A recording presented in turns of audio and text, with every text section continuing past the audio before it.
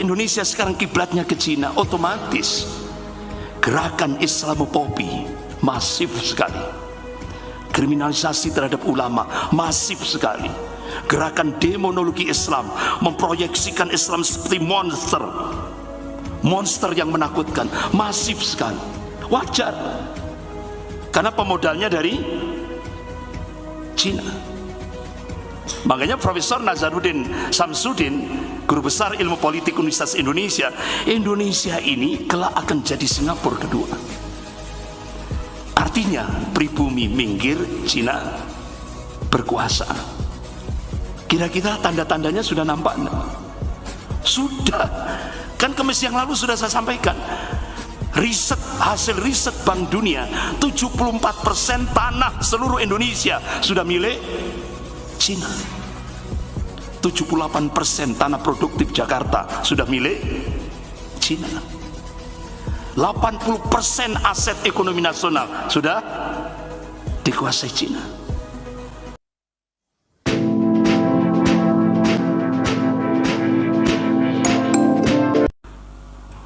Bapak-bapak, ibu-ibu, saudara-saudara yang dirahmati Allah, kembali kepada bencana geopolitik. Jadi ternyata Indonesia disetting seperti Andalusia, mau dipecah-pecah menjadi beberapa bagian, menjadi negara-negara bagian. Bahkan itu yang muncul di dokumen itu, Indonesia akan dipecah 5 negara bagian: Papua, Ambon, Maluku, Sulawesi, Kalimantan, Sumatera, Bali, yang lainnya Indonesia. Yang ingin menjadikan Indonesia ini seperti Andalusia, mana pemantiknya? Dari mana pemantik awal? Dinoyo, gerakan separatis Papua, OPM, mulai dari Dinoyo, Malang, ya. Puncaknya tanggal 31 Juli kemarin itu di mana? Api Pura, proklamasi Papua Merdeka. Tapi menurut aparat kita itu bukan teroris. Kalau teroris itu hanya untuk umat Islam. Paling banter gerakan bersenjata. Padahal berapa anggota TNI, anggota kepolisian yang mati, dibunuh, ya. Tapi itu bukan teroris. Jadi teroris itu hanya stigma yang harus diberikan untuk umat Islam, ya. Itu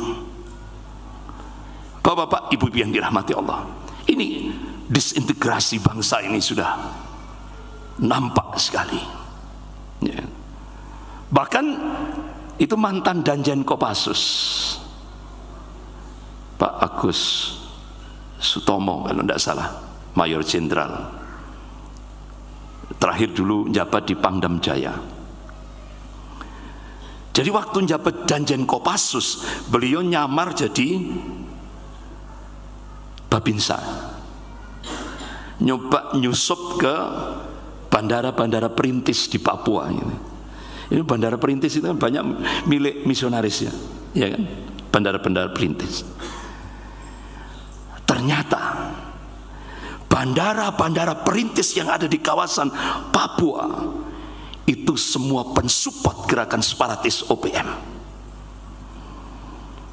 Bahkan Duta Besar Republik Indonesia untuk Australia sempat memberikan statement, jaringan gereja di Papua itu pensupport gerakan separatis di Papua. Makanya waktu itu kan elit Jakarta coba ditelisik. Nah begitu yang terungkap jaringan gereja, sudah langsung peti es sudah. Karena kalau itu ditelisik, siapa di belakangnya? Siapa di belakangnya? Amerika dan Australia. Makanya Panglima TNI yang dulu Pak Gatot Nurmantio pernah jadi turis, nyamar jadi turis. Beliau langsung melihat sendiri itu. Itu pasukan marinir Amerika sudah disiapkan di Darwin dengan persenjataan yang canggih.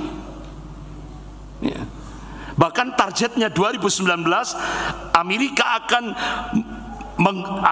akan memasok 67.000 pasukan untuk menyongsong lepasnya Papua.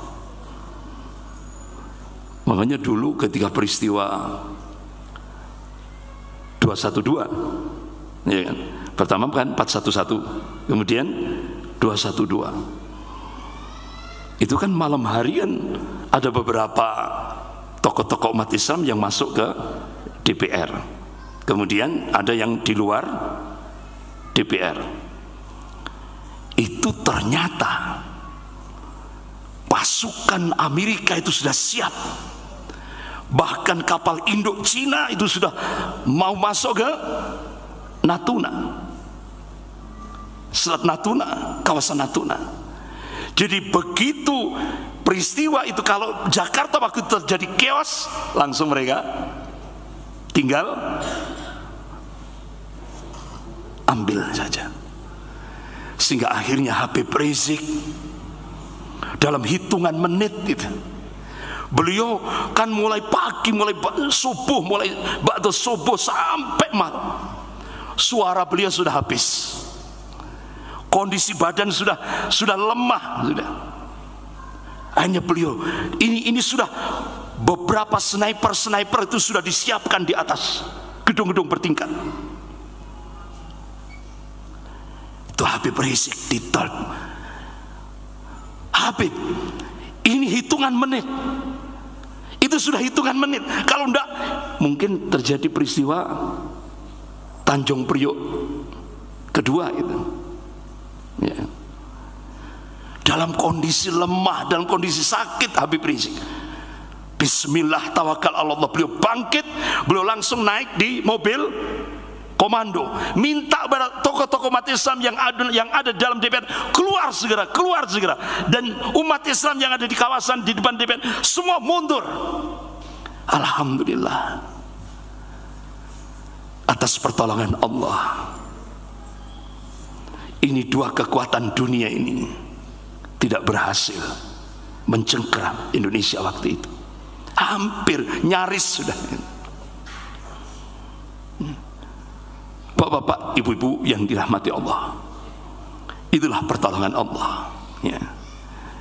Jadi kita bisa melihat Indonesia sudah dalam keadaan danger.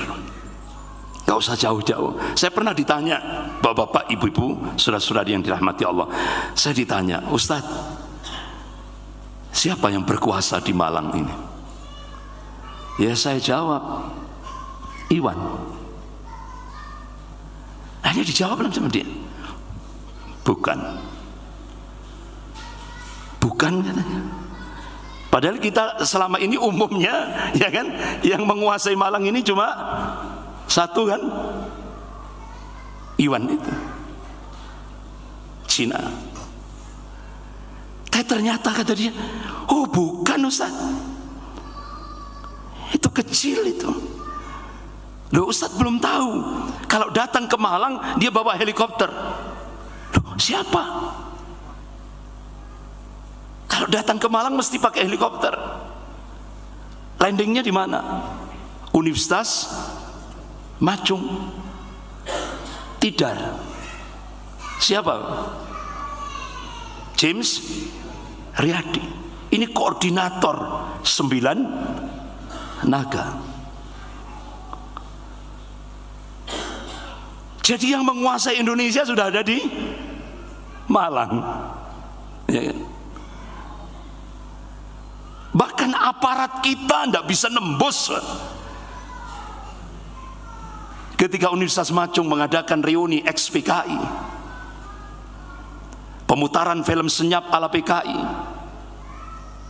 aparat kita tidak bisa nembus karena itu kawasan akademik, ya kan? Sementara 5 tempat yang lain bisa dibubarkan oleh aparat TNI Polri dan pemuda-pemuda Islam. Ya. Termasuk di Jalan Panglima Sudirman. Luar biasa, berani. Ya, berani sekali mereka mengadakan reuni XPKI dan pemutaran film senyap. Di mana? Jalan Panglima Sudirman itu kan kawasan markas Angkatan Darat. Berani sekali tes case mereka. Ya. Tapi langsung dibubarkan. Sementara yang berhasil di Universitas Macung. Itu. Bapak-bapak, ibu-ibu yang dirahmati Allah. Jadi saya dapat info ini mulai dari elit sampai bawah.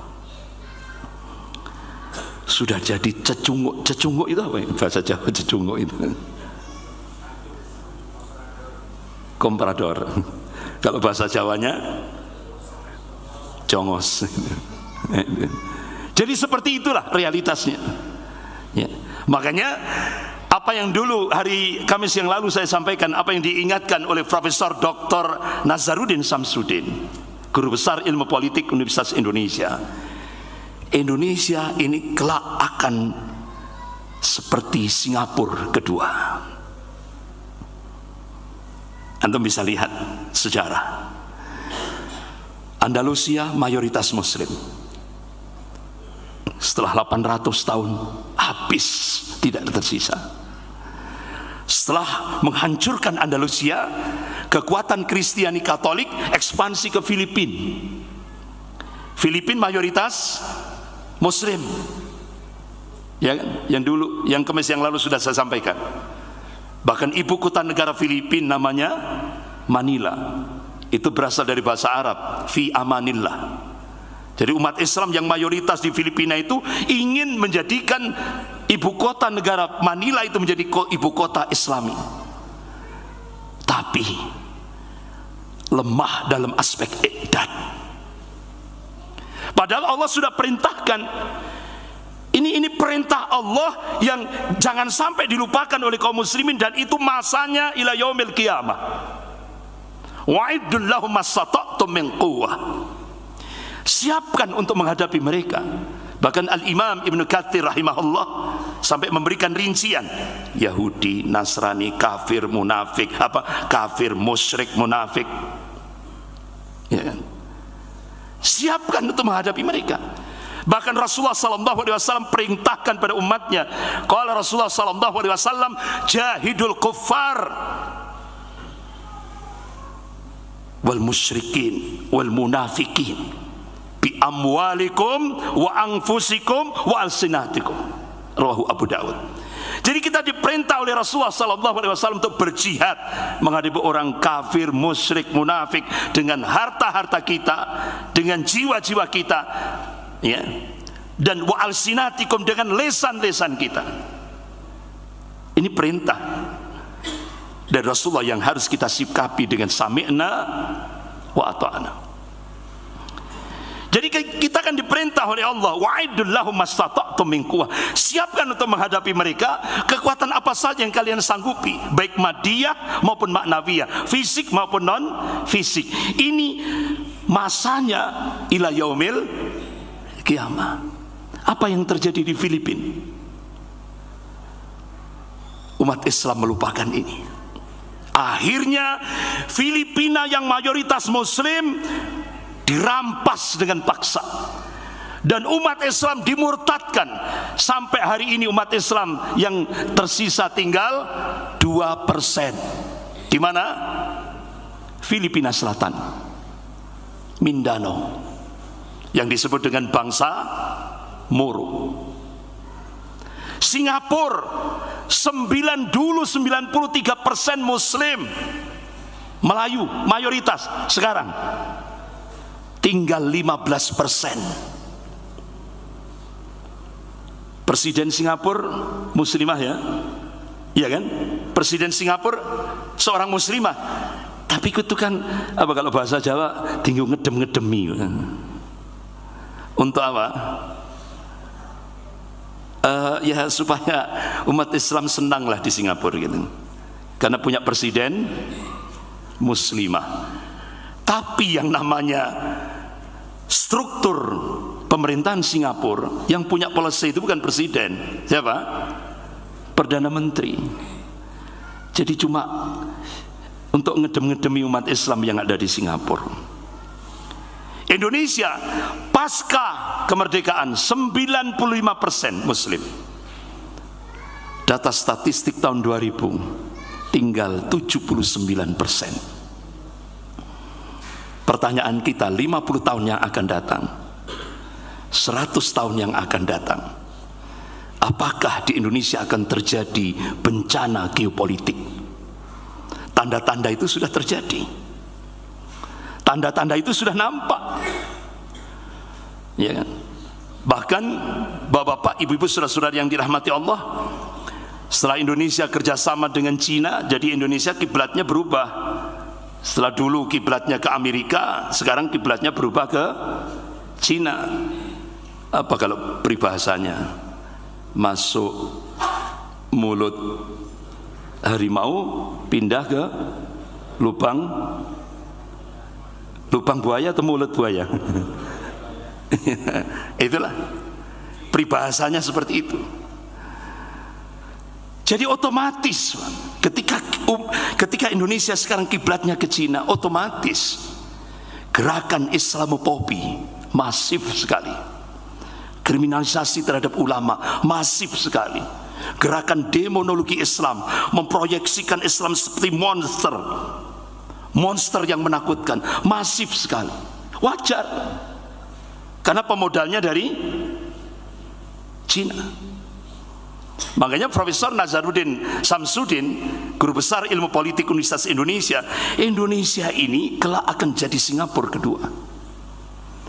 Artinya pribumi minggir, Cina berkuasa. Kira-kira tanda-tandanya sudah nampak enggak? Sudah. Kan Kamis yang lalu sudah saya sampaikan, hasil riset Bank Dunia, 74% tanah seluruh Indonesia sudah milik Cina. 78% tanah produktif Jakarta sudah milik Cina. 80% aset ekonomi nasional sudah dikuasai Cina. Itu. Makanya kenapa? Belum lagi kita menghadapi disintegrasi bangsa, gerakan-gerakan separatis yang pemantiknya mulai dari Malang ini, ya kan? Oleh karena itu, 2 jenderal angkatan darat beberapa minggu yang lalu sebelum istimewa 27 sampai 29 Juli datang ke Jawa Timur, mengumpulkan ulama-ulama garis lurus, bukan ulama garis fulus. Jadi ulama garis lurus. Ini yang dikumpulkan. Jadi 2 jenderal ini memberikan pencerahan pada tokoh-tokoh ulama di Jawa Timur. Bahkan Mayor Jenderal Purnawirawan Suprapto. Jadi begini, bapak-bapak, ibu-ibu, saudara-saudara yang dirahmati Allah, ini yang gelisah ini Purnawirawan Jenderal, Purnawirawan kan macan ompong, tidak punya power sudah, tapi punya empati, masih punya empati. Jadi beliau sampaikan, juniornya sekarang jadi Pangdam, Pak Suprapto, Mayor Jenderal Purnawirawan Suprapto. Beliau mengatakan di PT Morowali, Sulawesi, itu kan 70% tenaga kerjanya dari Cina daratan, kurang lebih jumlahnya 80.000. Itu bukan buruh, Pak. Itu setelah dicek tabayun, cek recek di lapangan, itu paramiliter Cina. Bahkan pekerja-pekerja karyawan dari pribumi melihat beberapa kontainer isinya apa? Senjata. Bahkan Pak Kiflan Zen sudah mendeteksi logistik persenjataan itu sudah disiapkan di Filipina. Makanya kenapa itu pekerja-pekerja dari Cina itu datangnya sebelum subuh di Bandara Soekarno-Hatta. Itu larinya ke Bandara Kendari, arahnya ke Sulawesi untuk mendekati logistik itu.